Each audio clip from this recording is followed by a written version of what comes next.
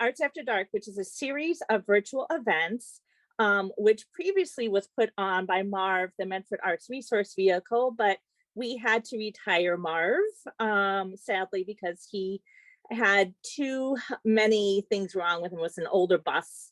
And so we had to retire him because he was not repairable anymore, without spending massive amounts of money if we could even find the parts to repair him. So this is now purely just an Arts Medford series without our bus. So we're delighted to collaborate on this event with Tufts University and several different artists from the Tufts community. We're so excited to have them all here tonight. So Arts After Dark is supported in part by a grant from the Medford Arts Council, a local commission that is supported by the Massachusetts Cultural Council and the City of Medford, as well as Arts Alive Medford Foundation, the Massachusetts Cultural Council, and generous individuals. We also want to acknowledge that Medford is part of the traditional and ancestral homeland of the Pawtucket Wampanoag and Massachusetts peoples. The Mystic River is a modified form of the Algonquin name Missituck, meaning Great Tidal River, in reference to the Mystic's tidal waters. This acknowledgement offers recognition and respect to the original caretakers of this land and their descendants today, especially since the Indigenous history of our region has been largely erased for the last 400 years. So I want to thank you all for coming tonight, and I hope you enjoy this event. And now Susan is going to introduce all of our artists for the evening. Sarah.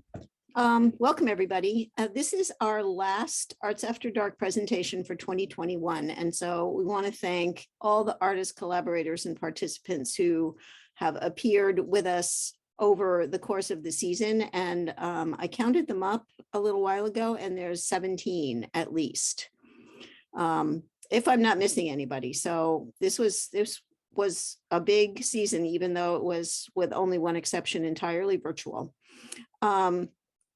So we are delighted to be co-hosting this event with the Tufts Art Galleries. And I want to put a shout out to Dina Deitch and her crew for putting us in touch with a bunch of really fabulous artists. And we have 3 of them here with us tonight.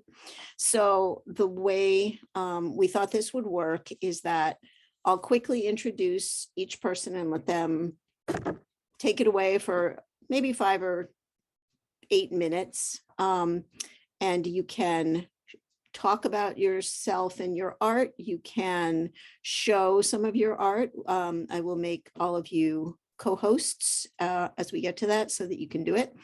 And then when all 3 of you have done that, we will have a group conversation, and people from the audience are welcome to throw in questions. We have some that we will start with, and we'll take it from there. So if people want to stay, we can hang out until 8:15, 8:20. If you would, if you are done and you want to go eat dinner or watch TV or whatever, that's fine too. So we are recording this program, and it will show up on our YouTube channel within a couple of days. So you can always watch it there if you miss some. So I'm going to introduce people by alphabetical by their last name, just to be as fair as I can. So the first artist that I'm going to introduce is Felipe Lopez, who is Colombian, and he is both an artist and a professor. He's currently studying, in Tufts School of, help me out here, School of the Museum of Fine Arts, which everybody calls SMFA because it's so much easier to remember. He is pursuing a degree in master's degree in, right, you are a graduate student, in art, and is interested in power structures resulting from colonialism throughout the history of our countries, that is plural, their similarities and the meanings thereof. His current work explores drawing and reproduction, both digital, print, and photolithography. And he uses the images of monuments in Colombia as his subject matter, modifying them by asking where the idea of colonialism, colonization, and the exercise of power that those symbols carry resides in our culture. So Felipe, would you like to take it over? I will share hosting duties with you. Okay.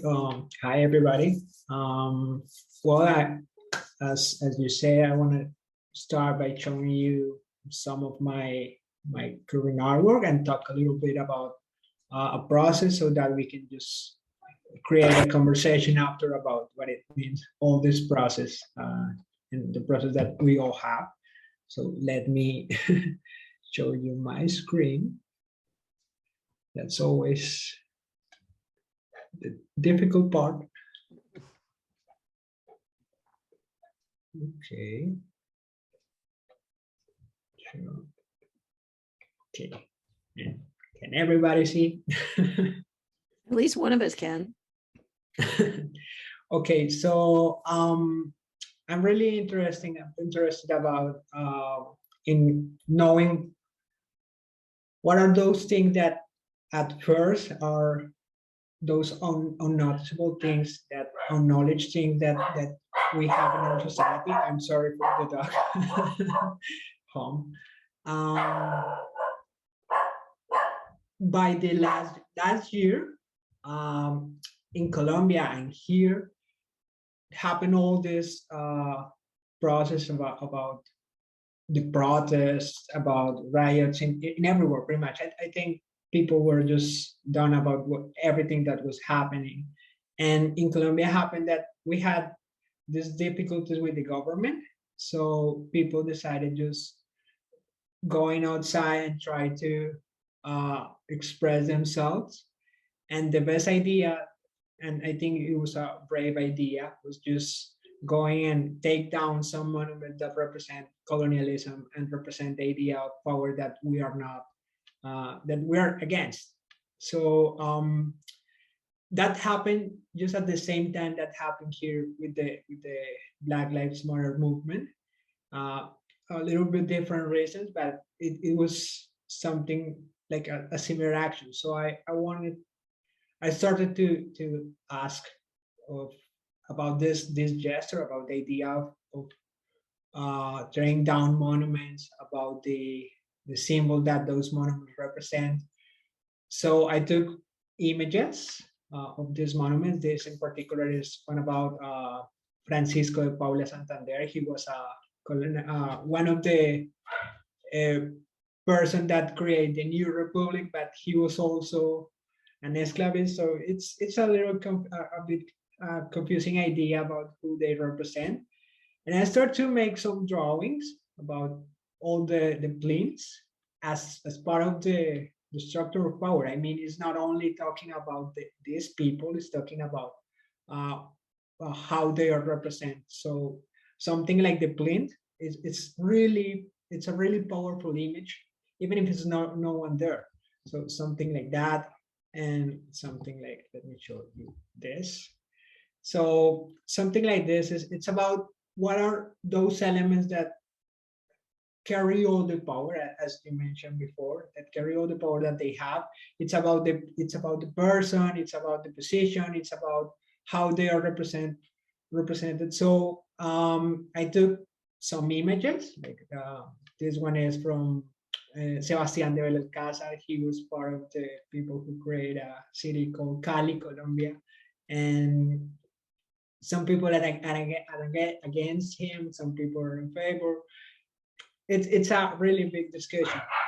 I thought if these sculptures, these monuments are unique, are almost reverent sculptors, why they I just gonna try to take away that uniqueness. So I start to play with the image, doing something like that. So my process is always about playing with these images and playing with the means at the same time. So drawing, digital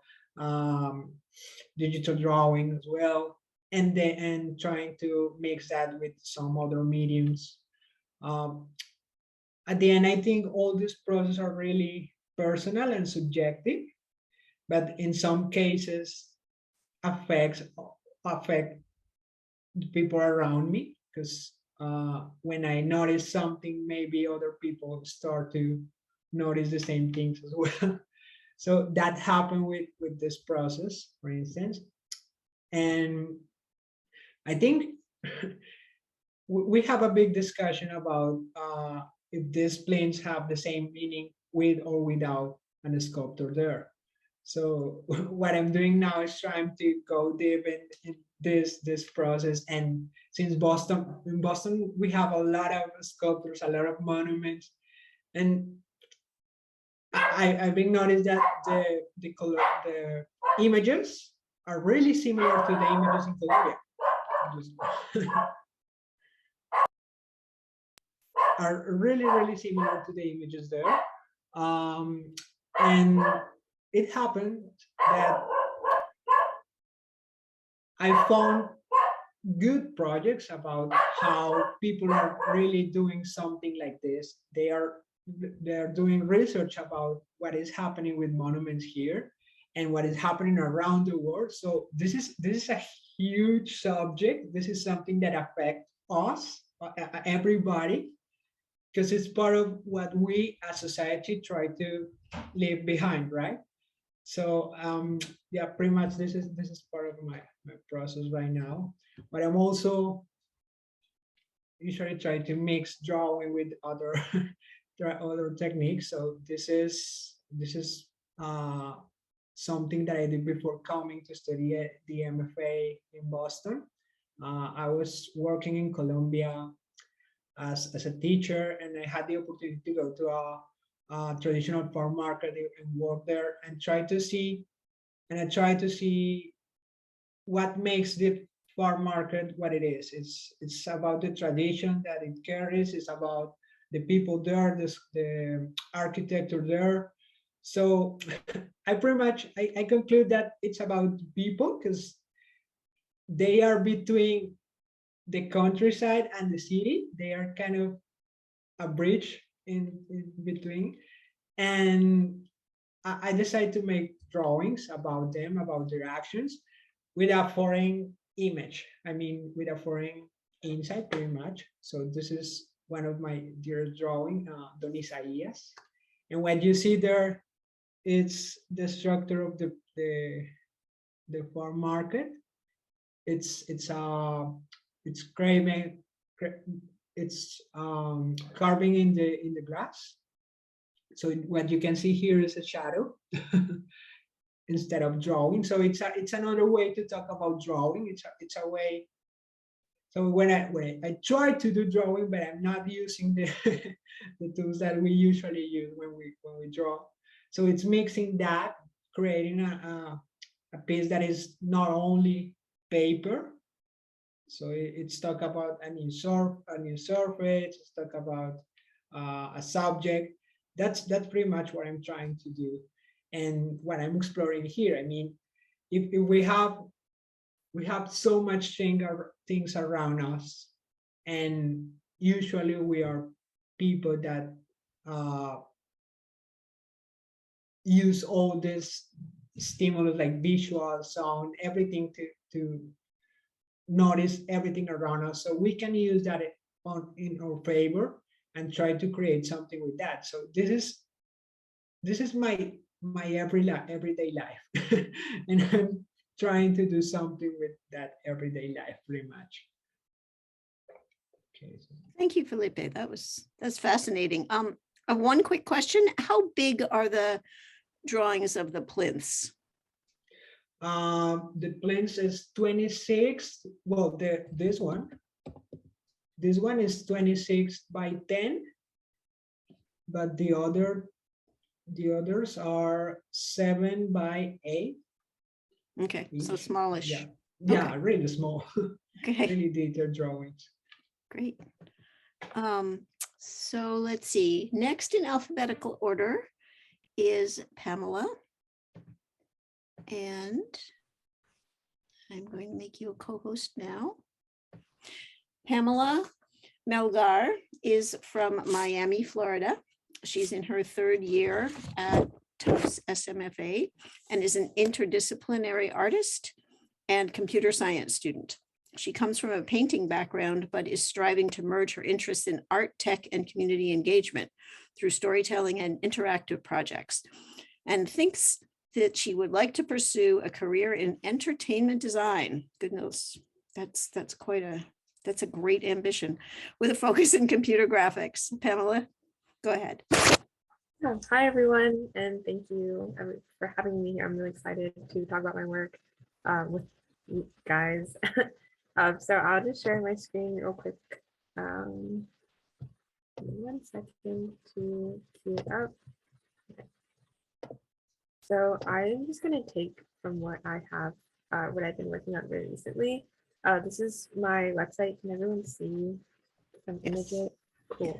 I'm a lot. So I've, like you just said, I've been working in painting and drawing like my whole life, and like the past 4 or 5 years. And recently I've been trying to kind of merge both the computer science part of my education as well with the art side. And I've been really drawn to kind of those intersections like game design and also like working in computer graphics. And so I'm trying to just make projects that sort of like, I have made some game design projects, but that's not what I'm going to talk about today. And I've just been trying to like kind of experiment with different things, like sort of challenge both those sides. And I worked on this one project. It was back in October of this year. And specifically, it was an installation for the Somerville event. And what it was a project on this program called Touch Designer. And it was more of just like kind of something that I was messing around with that wasn't for class. And it was actually really simple to do. Then I showed it to one of my friends and she was just like, oh my gosh, like this is so like, we gotta like do something with this. You should totally like show this to other people. And so I submitted it to the show, and then we like put a bunch of equipment together. And so what it is basically like an interactive real-time video like installation where the person viewing the project standing in front of a camera that was like my laptop camera could just like move around and see like the edges of themselves and their silhouette, and then see that projected onto a wall. And when it got dark, it was definitely really cool because like you could see the edges kind of that frame kind of blend away, and you mostly focus on the bright colors. And so it was just a way for people to try to just make some art. Like if you have no art experience, you could just kind of make, the title of the piece is called like Human Graffiti, so you're quite literally using your body to just make graffiti on the wall. And it was just like a fun silly project that I thought like, okay, like I think everyone should be able to have fun with this. And it started making me think a lot about accessibility for art and how people can sort of also learn something from this. Like I had people from, I don't know, maybe like in their 60s to like kids that were like 9 years old, and we only allowed them to have like 4 or 5 like very straightforward little buttons. I don't remember if there's an image. Like it was just a little table setup, and I had this like 9-year-old kid learning how to make colors just from moving these knobs around of like red, green, and blue. So they were like, oh, like these 2 colors, like if you have them all on, it makes white. And if you have like the red and the blue, it'll make like a more of a pink, like purplish. And it was just really fascinating to see how every person sort of responded differently to this. But of course, everyone loves like a picture moment. So it's also kind of that, like everyone's just kind of having fun. And it was just really exciting. That was kind of the first time I've ever put up my work for people to kind of interact with. And so I'm just kind of very interested and excited to see what would come next after that. And these photos I have is from just one of my friends having a blast with, they were joking around like this is their next album cover, just having so many photos. And there's still documented video in the works, but these are the images that I've been able to gather up for now. But before I started moving into this, my like foundation for art, and it's been something that I've been constantly reflecting on because I feel that recently I'm moving more away from what got me interested in art was the first in the first place. Was a lot like through painting, and I still do painting now, and I'm actually going to show a quick snip in a bit about what I'm currently working on. But my whole foundation has been using art and using like paintings and drawing to sort of write out like storytelling has been so important to me, especially because so I grew up in an immigrant family. So both my parents are immigrants to the US. They're from Guatemala. And I was born in the US. And so my whole entire life has just been this whole idea that like I'm not allowed to really talk about the situation, that like my parents are undocumented and then my older brother is undocumented, and that like that's not a thing that you really see commonly that a lot of people are struggling with, but it's like a real situation that like millions of people in the US have to go through every single day. And so when I went into high school, like I realized that a lot of people were sort of diving into some touchy subjects, and I didn't think that that was a thing that we could do. And so I started using art to talk about my situation and to sort of like have people looking at my art kind of empathize and try to understand where I was coming from. Um, this is not relevant, but this one. So I think this piece for me was my first, like maybe like my first half of senior year of high school. I wanted to sort of just push, like we got these prompts of things that we had to like make for the week for our like AP art class. And this one was just like light and dark, but I just really wanted to push on like how can I tell a story with light and dark, or like what can I do to make it more personal to me and reflective of like the story that I'm trying to tell, which is like mostly about my family, and also to allow other people who are in similar situations feel like they have a voice and feel like, you know, like if she's doing it, like I could do it too, and so on. And so this was specifically me kind of like, this is a starting piece, but after this I sort of explored like that sort of feeling that you get, this like light of be thinking that everything is okay, because I think up until I was in middle school, like I didn't know that my parents were undocumented because they even kept that secret away from me.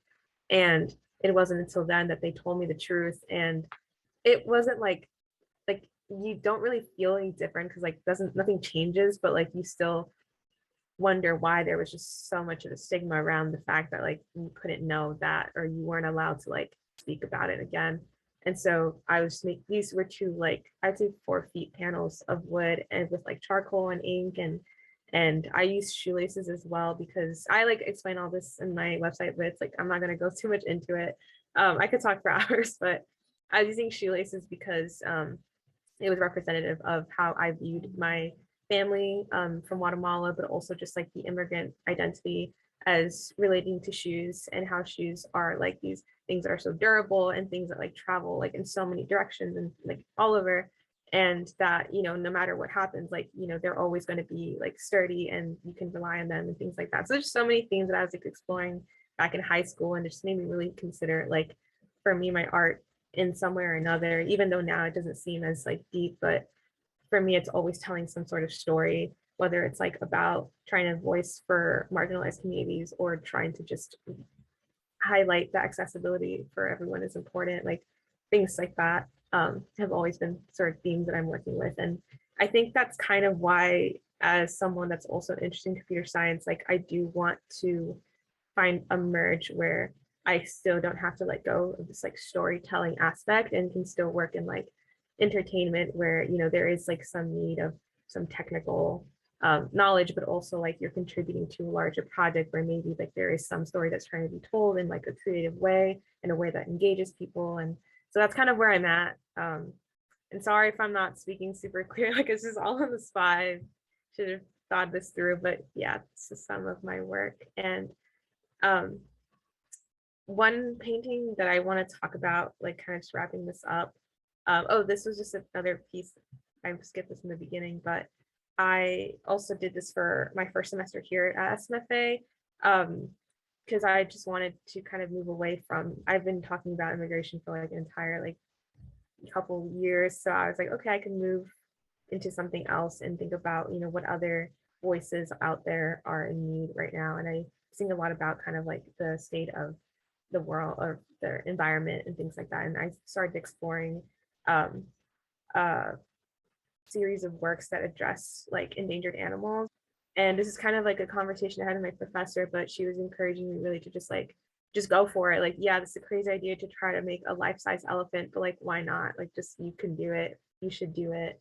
And currently, like, there's just so many projects that I have going on, but I really hope to try to come back to the series because I had like a whole list of animals that I was really hoping to get to, and some ideas of maybe like I could put this up in public spaces and sort of wheat paste it onto walls and kind of have another layer of that message where like there's this, you know, with like this natural like withering away in front of you through like natural elements and sort of like bring more attention to the whole project through that.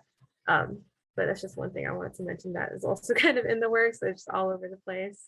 But yeah, it's just really exciting. Like I wouldn't say I'm like pursuing this professionally, but it is still like a really important part for me, like that I don't lose that and can continue drawing and painting kind of just if I wanted to like contribute to some sort of message or really important crisis going on, like I feel like that is something that I could always come back to. And I is like the medium for me that I feel most comfortable with when it comes to trying to tell a story. And so it's a really powerful image, that elephant. Powerful in many ways. And of course, it's also the Tufts. There's the Tufts connection with that, which I'm sure you knew about when you did it, right? yeah, I was like, I might as well, this is my first. I was like, okay, it's also the largest animal on my list, and just thought, why not? You're right. Yeah. And so just to wrap up, this is one piece that I'm working on right now. I apologize, the documentation is not the best as of the moment, but currently I am working on, again, trying to go more large scale. And so I've been exploring this idea of like, how can I push painting beyond just like painting with a brush and feeling, how can I feel more connected to the piece that I'm working on through the materials or the mediums that I work with. And so I started thinking a lot about, so like my dad, he's worked in painting and construction like my entire life, like all 20 years of his life. And that's not a job that he necessarily studied in school to do. Like it's kind of a job that he had no other choice to go and do just to support his family. And so my project or paintings ideas for like a class this semester was to try to make a series of works that sort of honored and emulated the work of him. And also I'm doing one for my mom. Like when I was little, she used to clean houses. And so I was wondering if I could try to make a painting where I'm only using like cleaning materials and like a sponge and things like that. Like this specifically for construction, I was using like masking for tape and a paint roller, which I will show in a bit because it's a separate video for some reason. I was using a paint roller and just trying to see like what that process, like the physical act of applying this like paint and trying, you know, doing this work that is again like stigmatized to say like it's shameful and you can't tell like you can't, I don't know, like in class if people ask like what do your parents do for a living or whatever, like you can't say, oh, like my dad fixes houses because for some reason it's just like not a common thing. And so my goal for this project was again like to emulate and to honor this work that is like an act of love, really is what it is. Sorry, that's not it's a different thing. I should have paused it. I think yeah, that's paused. So to try to honor this work that is really just an act of love and try to give back and try to create something beautiful out of something that a lot of people don't think is beautiful, like this act of just again, like you're trying to support your family. I do think that there's something really important in that. And this has just been a long time consuming process of trying to capture those details and trying to capture the people. You can kind of see it. It's going to be really pixely, but it's just a photo of my dad and one of his friends at work at one of the houses they were fixing up. So yeah, I'm just really excited about that. And I just wanted to share with you guys that it's just like an idea that I've been really excited about. It's a brilliant idea. Love it. Thank you very much. And then next, I'm going to set you up as co-host first. Siddhant. Oh, where'd you go? Siddhant. Oh, there you are. Okay. Alrighty. So, Siddhant, if you want to unmute yourself, I will introduce you. Siddhant Talwar is an artist, designer, and organizer, originally from India, which doesn't tell us too much, but it's a long way away from Tufts.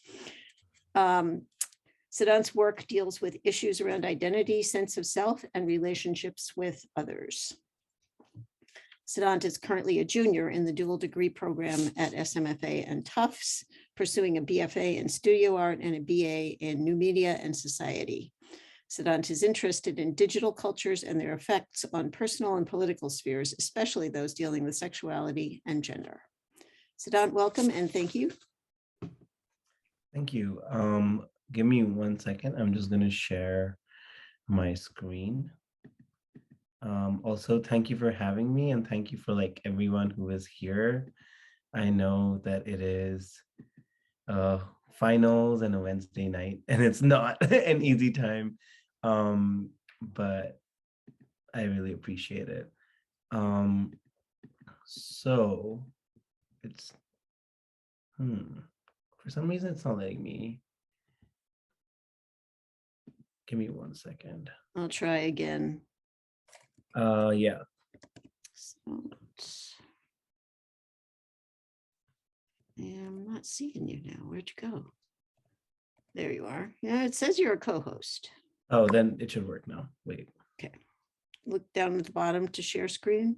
Yeah, I'm Is it there. green? Can people see the screen? Yes. Perfect. Sorry about the hiccup. Hello, everyone. I'm Siddhant. Some of you know me. I'm first of all just want to thank Arts Medford and TUAG for having us here, and Pamela and Felipe for your amazing presentations. I love both of yours work. Pamela, especially you and I have interacted before, and I'm so excited to see your work get better and better. But yeah, I'm Siddhant. This first slide before I start, I just wanted to talk a little bit about where something that has kind of rooted a lot of my practice recently, which is this photo book, Why Are We All So Incredibly Sad? And it is out right now. There's sort of an artist copy, so people have written on it, but you can check it out on my Instagram and you can get a copy. And the reason I kind of wanted to start from that was because one of my first sort of loves in art is photography, and photography is sort of my gateway into the art world, whereas I have diversified outside, but I keep coming back to my photo practice. And it started sort of with this idea of documenting comfort, especially when I moved to the US for schooling here. I was an international student on a scholarship in a very white town, in a very white program, in a very rich program. And I felt really out of place. So this was kind of my way of finding all the comfort I can in my life and holding on to it. But in the year and a half that has been this pandemic, I have, and even before that, sort of because of the discomfort in my life has been overwhelming. So this was sort of a collection of moments that were joyous, that still felt that they were filled with sadness or discomfort in some way. And this is my sort of way of letting it all go. And it's an interactive book, so people can write on it and respond and use the photos as a prompt to let their sadness go. And that kind of is a good segue into the actual work that is documenting comfort. And it is literally just a photo practice of emotion. I feel for me, it's me capturing how I feel in these moments, the nostalgia I feel in my everyday life for any sort of comfort, and any sort of belonging. And another big thing in this work has now become all of the photos that I take, I develop them on my own, I scan them on my own. So that labor of taking care of these images is sort of the labor of taking care of myself. And that is very important to me. but I also do a lot of work that is much more like much less documentarian in its nature and much more sort of staged and studio-like, and that talks to sort of issues around myself and around sort of societies that I grew up in and communities I was a part of and I'm continue to be a part of. So this is from my series called Kedi. Some of you might have seen it at Tish. It was exhibited there, and some of you might have seen it at the SMFA. It is essentially a photo series that talks about how I reckon with and interface with the concept of gender itself. And it says "Kya hu main," which means who am I? So what am I? The middle one just says "Men don't cry," and the third one says "Kedi," which means prisoner. Um, and it's kind of trying to perform what masculinity often feels to me, using something called a chunni, which is like very feminine object. Especially this style, like is very like festive and like, you know, red is generally celebration. Um, so I mean, most of the people on this call are Desi, so I feel like y'all know. But it was kind of one of my first photo projects here at the SMFA. I kind of wanted to go, you know. So documenting comfort started in 2018, my freshman year. This was my sophomore year. And as I have gone on, my art practice has changed and evolved. Um, Another practice that sort of came after was ideas of communities of care and how community organizing can often be an art practice. So like using organizing and using like communities back home that are protesting, as and using them to like form bonds and connections and networks and using that as an art practice. So thinking of my started project Ikta, which with my close friend and like incredible collaborator Vijeta Seni. And what that essentially did was at the height of the farmers protest in India, which is the largest protest in the world, which recently actually for the first time the Indian government listened and repealed the farm laws, which was basically exploiting the farmers, privatizing the farm markets. Um, when the farm project was going on, we did a lot of fundraising for them. And then when COVID happened, we did a lot of fundraising. And one project that I wanted to highlight was, sorry, that skipped ahead for some reason. Yeah, sorry, was an app that we made during COVID, at when it was in the second wave, which was the height in India, where essentially people could register if they needed help and register if they could help. So like oxygen cylinders, if people needed medicine, if people need anything, they could essentially go to this app, sign up being like, I have this in this district. And if you need me, you can contact me here. And then if they needed something, they could go onto the app and be like, this is what I need, this is where I am, this is how you can contact me. And other than that, we also did like tote bags that we've designed with another artist from SMFA called Freya Gupta, who made this amazing wood block. And we used them to create, I'm trying to take it out, these tote bags, and then we sold them and all the proceeds went to the farmers protest and COVID relief. We did other COVID relief stuff. We did like collaborations with Indian matchmaking and Dil Mill and like raised like $10,000 for like small unions and small sort of communities that needed that money but were not getting any state sponsored help or any like NGO help, because you know doesn't a lot of people, when you can't advertise them for charity, can get left out of even charity. So kind of working with on ground community driven organizations, unions, to make sure like resources are actually, you know, distributed equitably, and like essentially the money that is in excess here can reach the people that need it world over. And we also during this made a network of people in the Desi diaspora who essentially just helped us like get resources together, take phone calls, call people, and verify the leads. So everything on the app was actually things that like were available and hadn't gone away. And if something had gone away, we would just remove it from the app. So that's a second example of like, I think that was important to add for my work, because my work also spans like community building. And also like a lot of focus on Indian politics, which brings into something I'm doing for my senior thesis, where I'm building a grocery store and taking like classic Indian products. Both of these are like subverted packaging that tell messages that are anti-state essentially. Um, and I'm going to be making them into actual products and making like a grocery store that people can walk through and interact with. And I hope you all can come next semester in May in person, if everything goes well, and see this exhibition and interact with it. And I really would love to see it, what people make of it. I am going a little fast, so we have times for question answers later on. This is sort of my latest work. This is photos from today. I had a final crit today, and this is from that. This is from a work called Rituals and Melancholy, which again, like the past few years have been the worst for my mental health, as I'm sure has been for a lot of other people. And this kind of talks about my day-to-day now and how almost disassociated I feel from the world, even when I'm like having fun, going out, seeing my friends, being with my family who I love, being with my partner that I love, and the sort of um, like lack of stillness that is in my life. And that's also really interesting because large format photography is a very tedious process. It takes like 20 minutes to set up the camera, then you put the film in.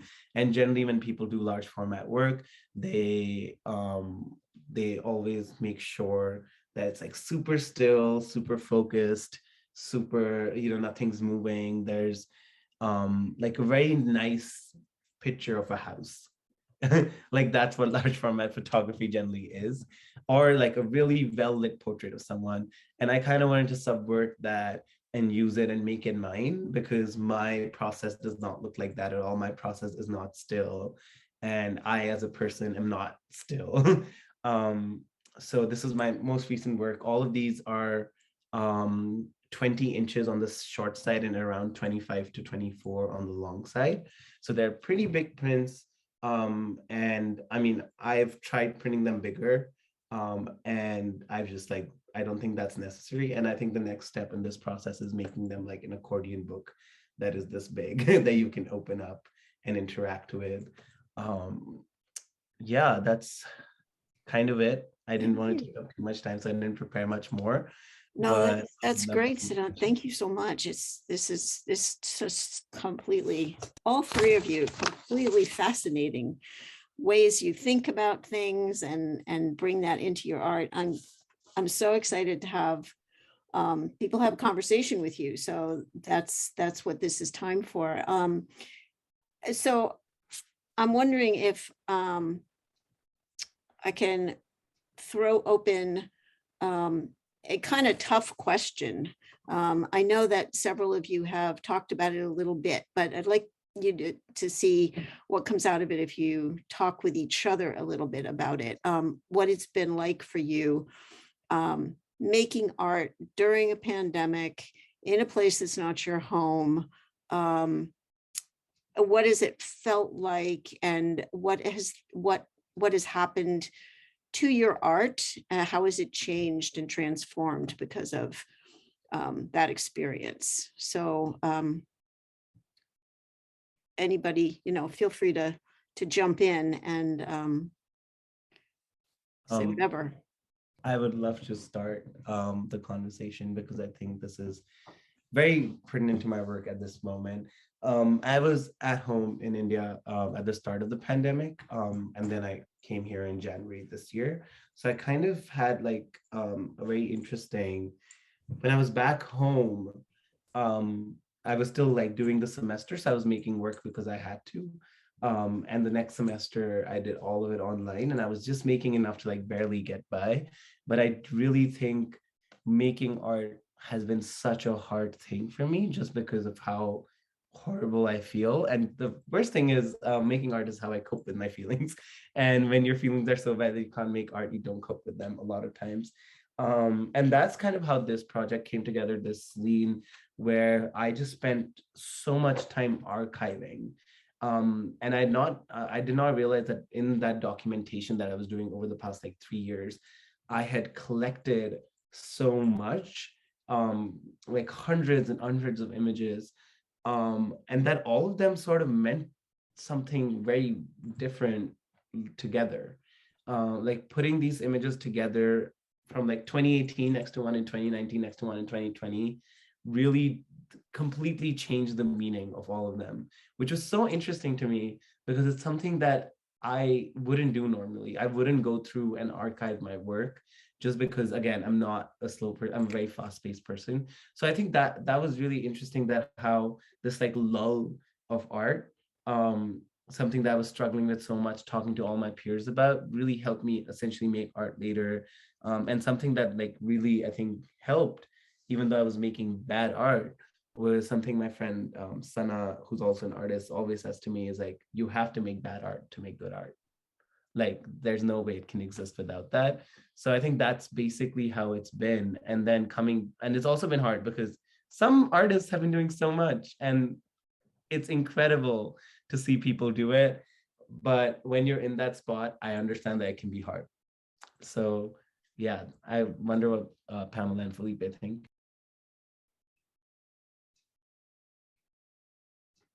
Unmute yourself. Okay, okay. I was like, I don't have to go first, but sure. Yeah, I completely agree with everything you said. Like, I think spring semester was kind of just like, okay, we are all going back home and just finishing what we started as best as we can. But that fall 2020 was like awful.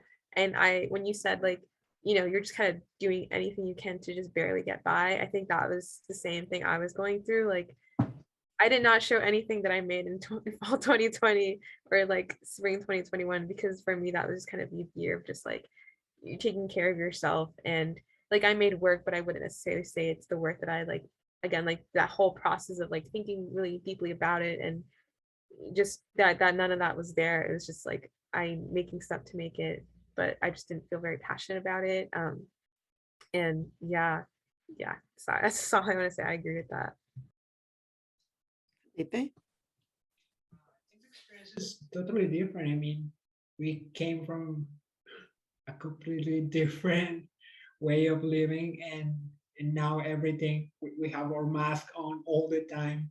So most of our hours are full of nostalgia, pretty much, about the past. In the case of my monuments, I have a dear friend, and he said that they look like monuments in sorrow, because the images are really nostalgic, and I believe we are just dealing with all those feelings right now, and that's what we are trying to do pretty much, and that's a way to say something.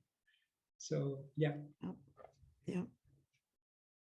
Anybody else who wants to jump in with a question or a comment about the answers, feel free to do that.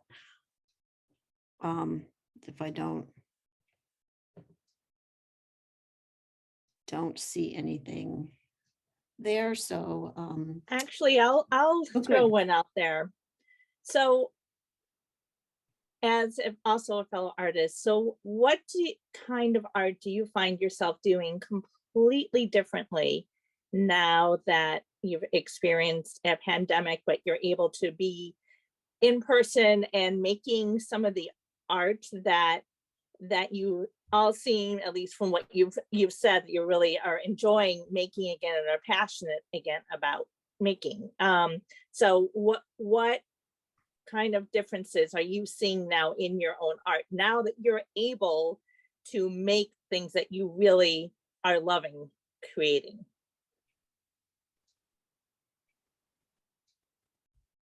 I can answer this one. The piece I showed that I'm working like now on my painting, I think now that I'm back in person, like I even had my own studio that was like very lucky to get.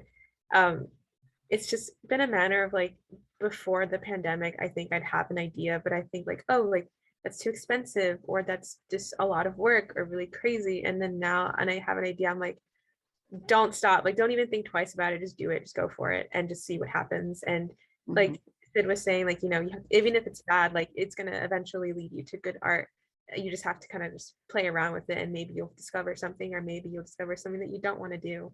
And it's just that process. Whereas like I think myself like 2 years ago would just kind of trash it with the rest of the other ideas and forgotten about it. Yeah, just to add to that, I think that's really interesting because I felt like a similar thing. I mean, I wouldn't say I've been loving making work. I think it's still been really hard. But at the same time, it's been better. And I think there's something to say about that. And I definitely have had that attitude where now I'm just like I like caring about not doing it is so much work than just doing it that I think I've been like seeing more, like creating more opportunities for myself even, um and making sure like that my art actually gets eyes on it. Like a lot of times I think when before the pandemic, I was like, how do I show this to people, without, because showing your art to people also feels, while it feels vulnerable, it also feels kind of boastful in a weird way. It feels like, come see this thing I made. And to me, that was very hard to interface with someone who hasn't made art their whole life and has, comes from a very like design background, photo background, like didn't grow up going to art museums. Um, but it's been really nice to be able to be like, well, it sucked not being in person, not being able to do any of this. So might as well just do it and see what sticks and see what goes. And also I think it's made me more daring in a lot of my art, because I think, well, the stakes just don't seem that high anymore. I'm like, what's the worst that could happen? I think we've been through a lot, so things will be all right. So I think it's made me quite more like okay with being vulnerable in my art. Completely agree with you too. And also, um, before the pandemic, I think I can wonder to what extent I was doing art just to show that art to people, or just because I wanted to do. Because before the pandemic, I was doing a lot to thinking about galleries, thinking about, oh, I need to go to this museum and show my work. I need to uh, get a better CV, things like that. So, but now I believe we are more connected with our artwork and with the fact with the things that happen around us that it kind of fit that artwork.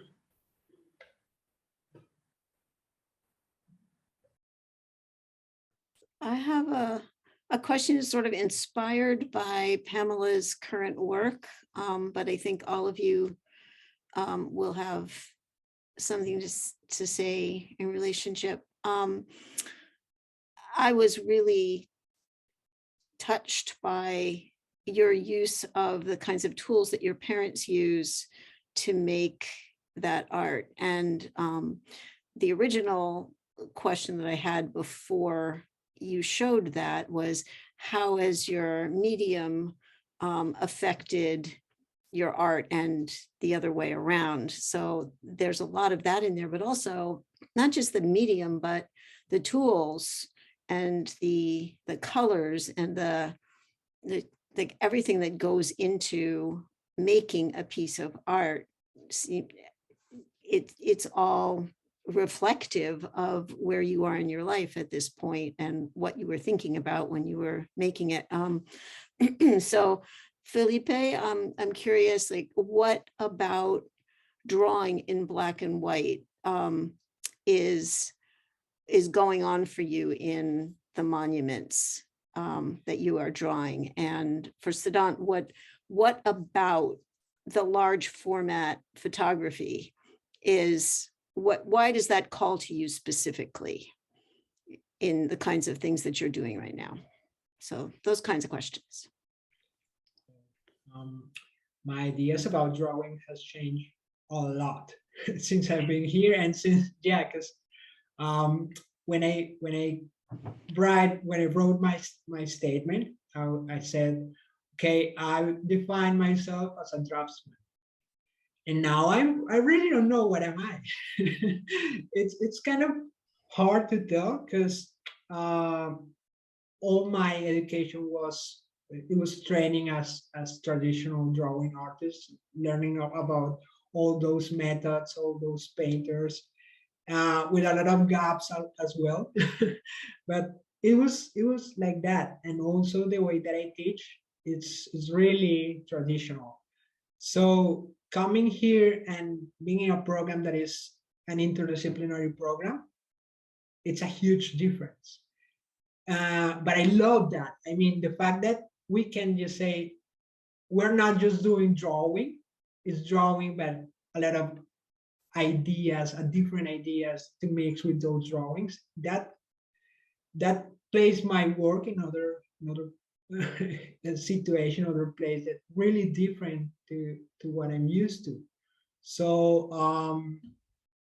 I really love making drawings, and that's what I use that as my main means. But all my ideas are not necessarily expressed by using drawing. We can change a lot, and the fact is not, or possibilities are not limited by means. It's just that we usually use something, but we can work with everything pretty much. And that's the beauty of this.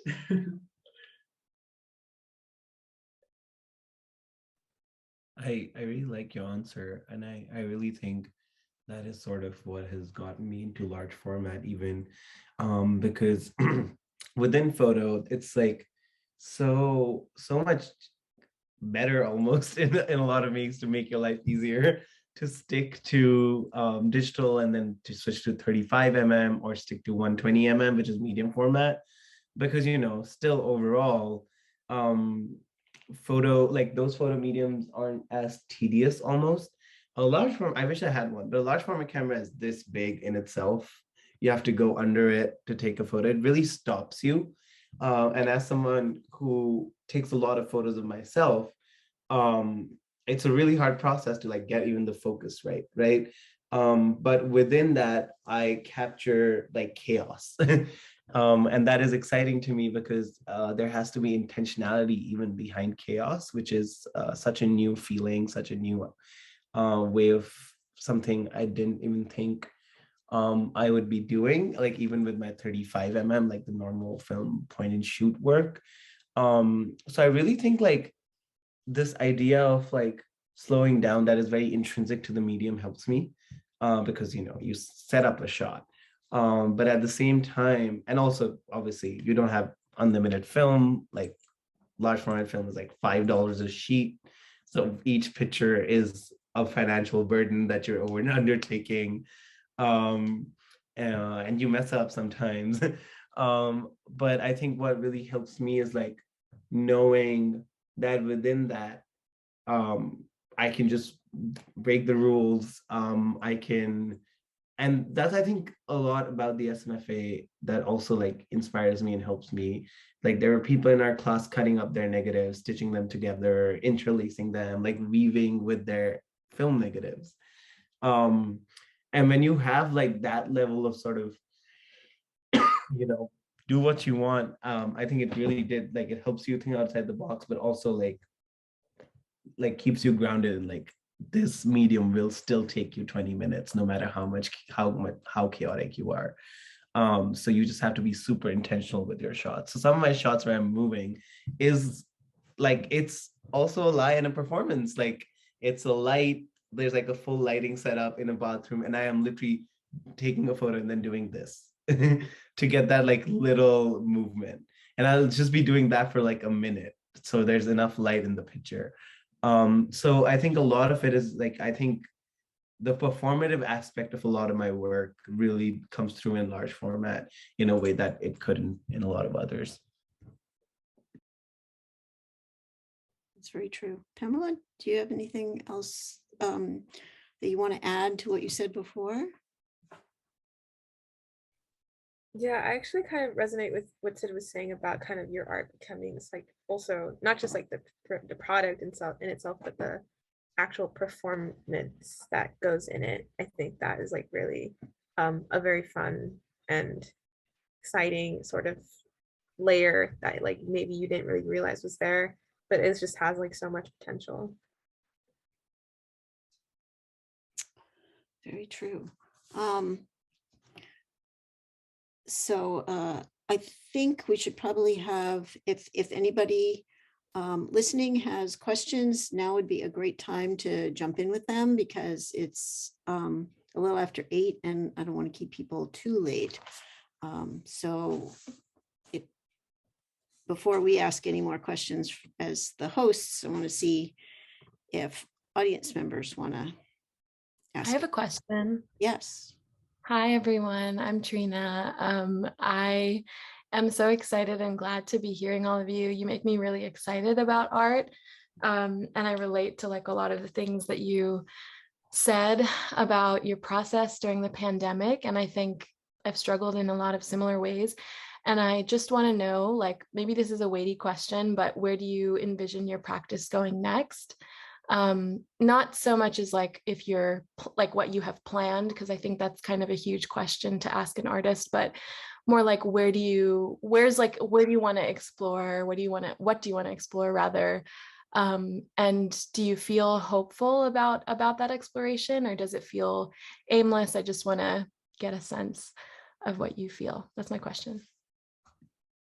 I would love to jump in first for this one. First of all, Trina, thanks for being here. Trina is an amazing artist as well. So if you'll check her work out, you should. Amazing animator. But the weird thing is I've always been like, where am I going with my art has always been sort of like this next thing, this next cool thing. I want to try this. And the weird thing is now I'm at a place where I'm like, well, I want to try to enter the like weird institution and challenge it. Like I'm at a place where I'm like, I don't like museums, but I want to find ways to almost use them as a medium to get work out there and then like question them from the outside, not from the within, not from within. That wouldn't work. But like also like alternative spaces of presenting and exhibiting. I held a small pop-up gallery and like launch for the zine at the SMFA library, and that was an amazing, like incredible experience. But I think also I think it ties into like me being a senior, and this is maybe like a boring answer, is like trying to see if this thing that I love doing and also is so much labor for you can become my life and can become something I can sustain myself with. And it's again, like it's not the most artistic and the most like yay answer, like wow, you're making so much art. I think it's more like as a senior things get more real.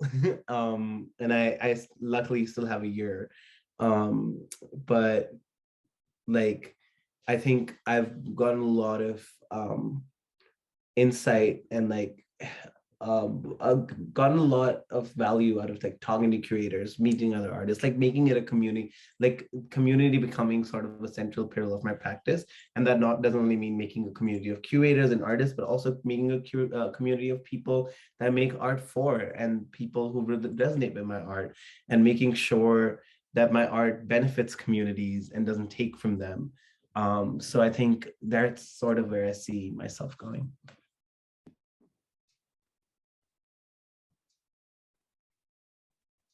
Thank you, Sid. Felipe, Pamela, any thoughts about Felipe? Yeah, I heard a beautiful like audio couple of weeks ago about, it was Amy Silman talking about how drawing it's manual thinking, and that was really beautiful for me because I started to wonder what does that mean. I mean, how drawing could be that, and my plans are really about that, about try to discover what that means, and see how can the way I do art changes by that, and that probably gonna change also the way that I teach to my students. So that's part of my process. I mean, I'm gonna be 1.5 year more here, and I believe that if at the end of that time my work it's the same that when I enter, I did nothing here.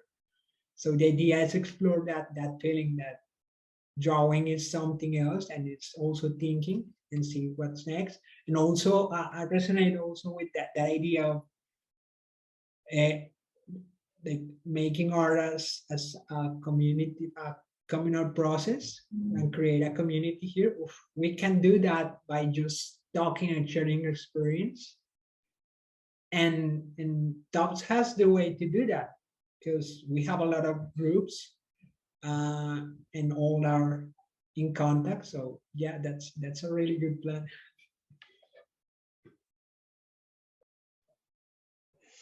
Can I ask a question? My name is Celia Lee. I'm Hey, part of Arts Medford. You said Amy Silman you heard to speak? Felipe? Yeah, she Ah, has a lot of YouTube videos about lectures about drawing. Oof, I see, I see.